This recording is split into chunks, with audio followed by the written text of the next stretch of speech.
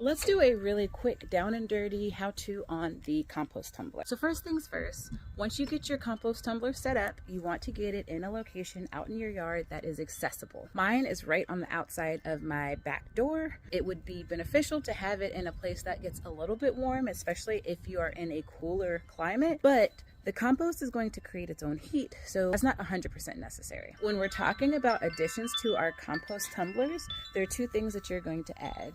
You're going to add green items, which are going to be your food scraps, green clippings, things that come out of the garden that are still living looking. This is going to provide the nitrogen for your compost. You'll also want to add browns, which are going to be dried leaves, sticks, paper products, things like that. That's going to provide carbon for the compost. The general addition of the two is about 1 green for every 4 browns. And when you're adding, you'll basically choose one side of the compost tumbler. You will add that until it's full.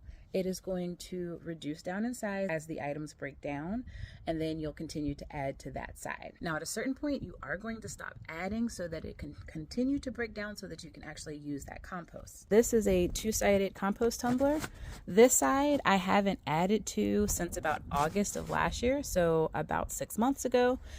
And this is the side that I am actively adding to. And once I empty out the second side, I will then switch to adding to this side only and allow that side to continue to finish composting. And for just a few additional tips, I keep all of my food scraps in a container in the refrigerator. Once that container is full, I will take it outside and dump it and add my browns. I have a paper shredder that I use to shred bills and things like that.